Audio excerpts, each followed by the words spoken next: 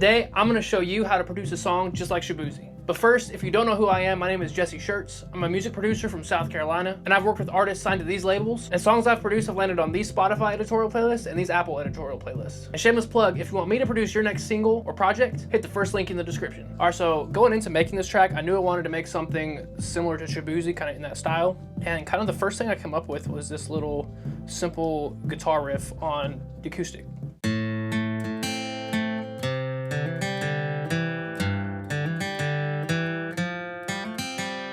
Which I thought had just a really cool movement and feeling to it. All right, this is how I came up with that guitar part. So the chords for the song are A minor, C major, G major, F major. So for that part, I wanted to do some sort of like just picking riff. So I started on the A minor. Basically, I play the A string, the G string, and the B string. And then next I go to the C chord. So I'm on the 3 of the A string.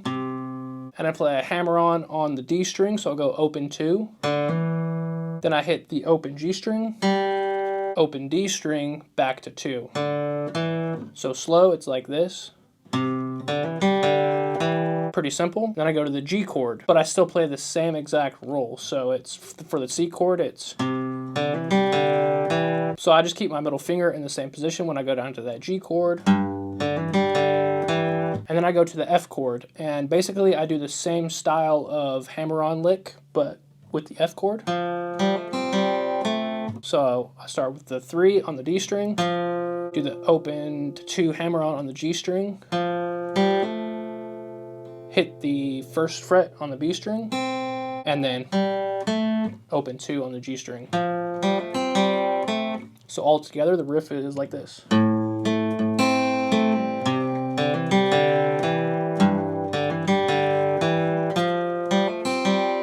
And then I panned that to the left, and then I knew I wanted to play a different part on the right. So I switched over to my resonator guitar and came up with this part.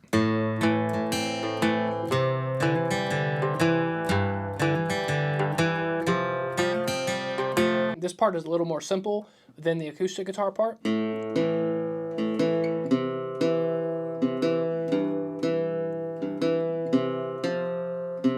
And so basically all that is I'm starting with the A minor chord, and I'm literally just playing the open A string and 2 on the D string. And then we move to the C chord, where I'm playing 3 on the A string and playing that same 2nd fret on the D string. And then for the G chord, I'm playing the 3 on the E string, but I'm keeping that same 2nd fret on the D string.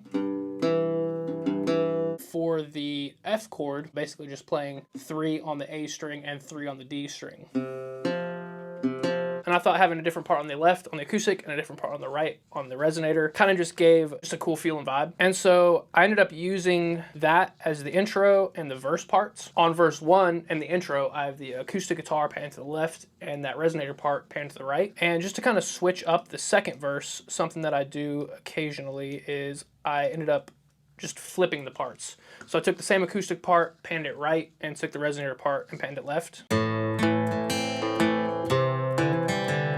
that just kind of helped make the second verse feel different without actually switching that much up. And at that point, I kind of had the basic vibe and the chord progression going for the song, but I knew I wanted to do something completely different on the chorus. So I came up with this acoustic guitar part, which I tracked twice and panned one left and one right.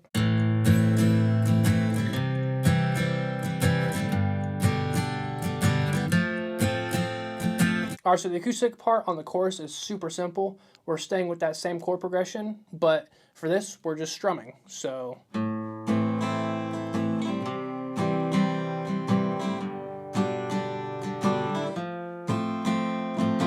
at that point, I had a super solid foundation for the track, and then I knew at that point I just needed to basically fill out the track with other instruments and drums. So the next thing I actually did was I went ahead and I programmed the drums on the chorus.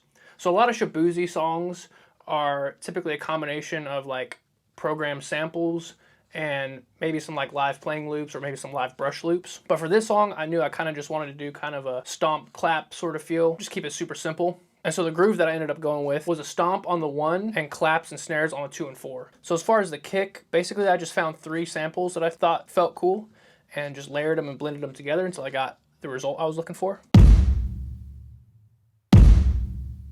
And like I said, for the kick, I only have the kicks playing on the 1. And then on the 2 and the 4, I have some claps going. And as you notice, I have 2 different claps. I find that sometimes using different samples throughout a drum part can just help give some cool energy and interesting texture instead of just having the same clap every time, especially if you're just programming drums straight on the grid. Switching up the samples can sometimes give it a little bit more of a livelier feel. And then under the claps, I have a snare as well. And actually, I guess technically that snare is kind of over the claps because it's louder. The next thing I added was this kind of tambourine hi-hat sample, which just adds a nice little ring to the top end of that snare. But I also have that sample playing in the verses along with the kick. So the verse drums are way more stripped back. So same groove, I just took out the claps and the snare. Then as far as the rest of the drums, on the second half of the choruses, I added this sort of fake snare roll kind of thing. When it's soloed, you can definitely tell that it's just programmed. It's literally just a sample that I copied over into the right parts, but this is kind of what this sounds like. Which again, like I said, on its own, it felt very robotic, but I found that if you have drums that are completely straight on the grid, and if you're playing guitars and other instruments and you don't quantize the other instruments, it still kind of works. So this is what those drums sound like with the acoustic guitars.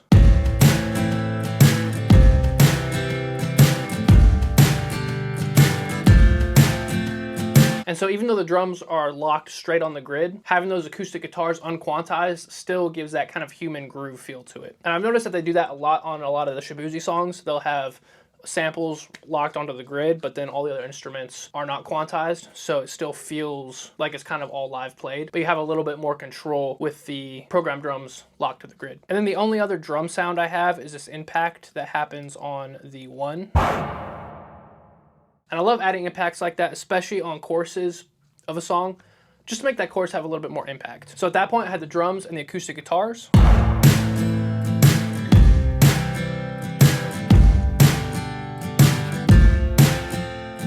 Which already felt really good. And I mean, that alone is like, sounds really great. You could already hear Shaboozey on that, but I knew I needed to add more to the track just to fill it out. And so the next thing I moved on to was the bass guitar. And the bass is really simple on this song. So on the verses, I'm literally just playing whole notes.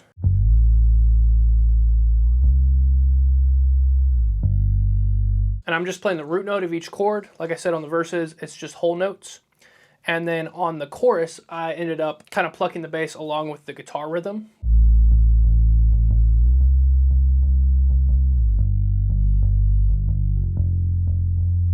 And adding that rhythm on the bass just kind of helped give the track way more movement and groove on that chorus. And just like with the acoustic guitars not being quantized, I also did not quantize the bass.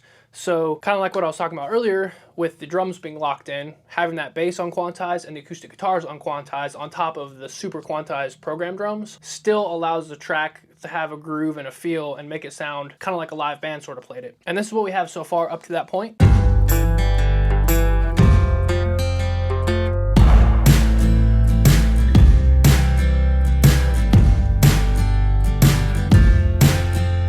And so right there, you already have a really solid track, especially if you were just going to send this to an artist to write to. You already have a great structure. Everything's already feeling great. But I knew I wanted to add a few more elements to give some ear candy and just kind of make the track a little bit more exciting. And one of my go-tos is slide guitar.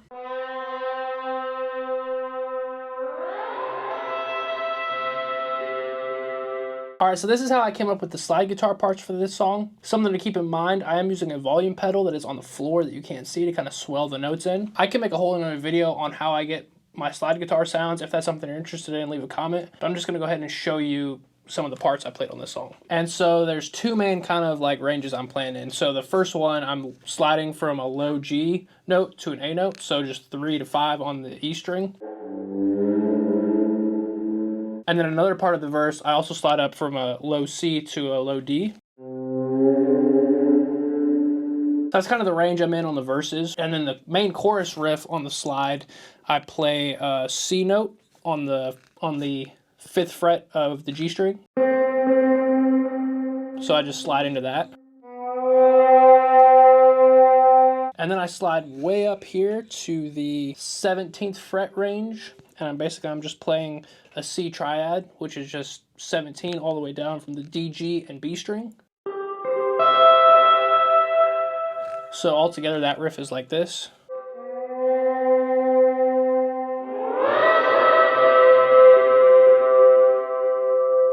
And usually when I'm coming up with slide guitar parts, I'm literally just kind of thinking about the minor pentatonic scale of whatever key we're in. Nothing too crazy, but that's just usually my mindset going into creating some slide guitar parts. And so that in context.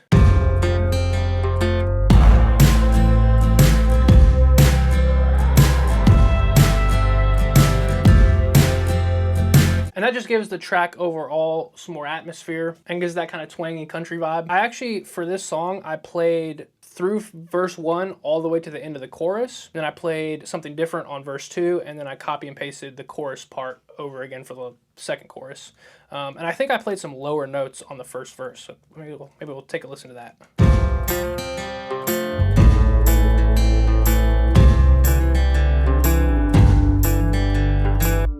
Yeah, so on that first verse, I definitely played, lower notes. And kind of my thought process for that was I wanted the verses to be a little bit more sparse, but I still wanted that atmosphere and vibe. And so playing it lower like that gives it that feel and that vibe and the atmosphere of the slide. But it's just more sparse, and then I go up to a higher register for the chorus. And I'm curious, I don't actually remember what I played on verse 2. I'm pretty sure it's just, real subtle. Let's take a listen to that.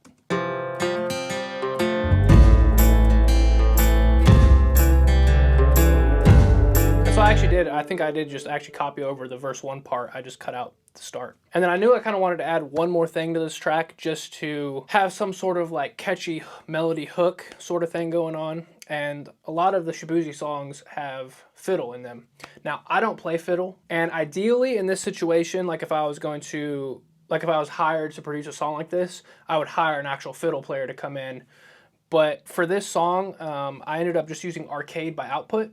And this is not a sponsored video by them. It's just a product that I use a lot of the times in scenarios like this, where either I'm just making a track for fun or to send out to artists, or if there's a project with a smaller budget and we need a certain sound that I don't have or an instrument that I don't play, there's a lot of good samples in there. And so I ended up finding these fiddle samples, and they sound like this.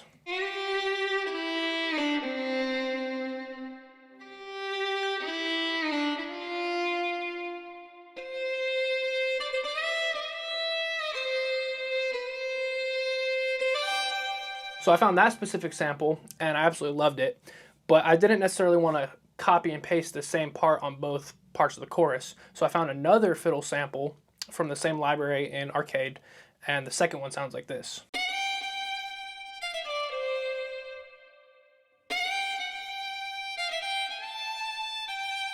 And to be honest, up to the point before I found the fiddle, I thought the track was really cool and had a really cool vibe, but I wasn't like super hyped on it. But as soon as I added that fiddle in, I was like, oh, this is crazy. So I'm gonna go ahead and play part of the chorus just so you can kind of get the vibe. Another thing to keep in mind too, I panned the fiddle slightly to the left, and I went ahead and panned the slide guitar slightly to the right. And I like to do this a lot of times with instruments, especially with like country songs where there's a lot of different instruments going on.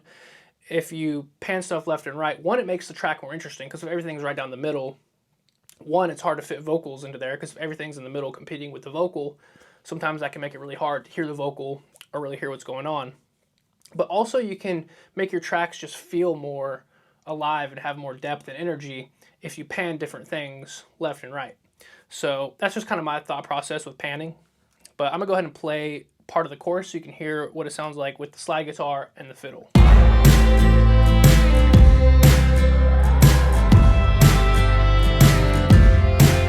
And then as far as arrangement, usually when I'm making tracks like this was not a track for a specific song. Obviously, if an artist sends me a song to produce, then the song they write obviously dictates the structure. But whenever I'm just making a track, I kind of go ahead and just in my head map out the different sections. So I knew I wanted an intro, so I have a 4-bar intro. This is at 121 BPM. So I knew I kind of wanted the verses to be around 12 bars. So I have a 4-bar intro, 12-bar verse, I have a 16-bar chorus, and then 12-bar verse 2. And then I wanted a kind of extended chorus at the end. This track is 2 minutes and 30 seconds long. So I didn't want the track to be too long, but I knew that if I just had verse 2 and then the same length second chorus, that it would be probably not long enough of a song. So I opted to do a down chorus that builds up back into the full chorus. So I can kind of show you that. So coming out of verse 2, what I wanted to do for the down chorus is basically just, instead of playing the rhythm on the guitars, just strum out the chords. So that's kind of what this sounds like.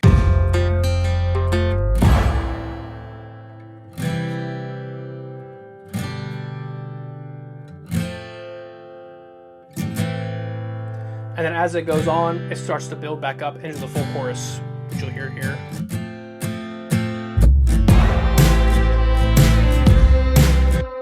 And another little detail as well, going into that last chorus, I do this little bass slide,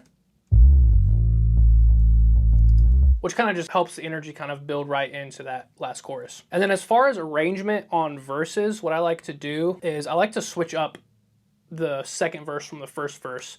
So I never like to just copy the same verse over, because I want it to be different and unique and kind of just help the track stay interesting.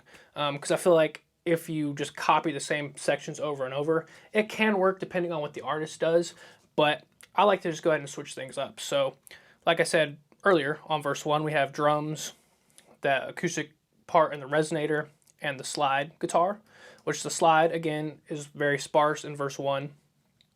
I don't have the bass coming in until the fourth bar of the verse, which then plays through. And then I kind of do a similar thing on the second verse, except the start of the second verse is just the acoustic guitar and the resonator. Again, I flipped which side everything's on to make it different from the first verse. And I made the slide part slightly different from the first verse. And then obviously that goes into the down chorus and then back up. So I don't know if that information is helpful to anybody, but that's just kind of my thought process sometimes as far as how I arrange verses and how I make different parts of the song unique from each other. So I hope you enjoyed this video. I hope that you maybe learned something or got some cool insight into my thought process on making tracks. I want to keep this series going here on my YouTube channel, so if it's something that interests you, please go ahead and consider subscribing. And with that, I guess I will see you next time.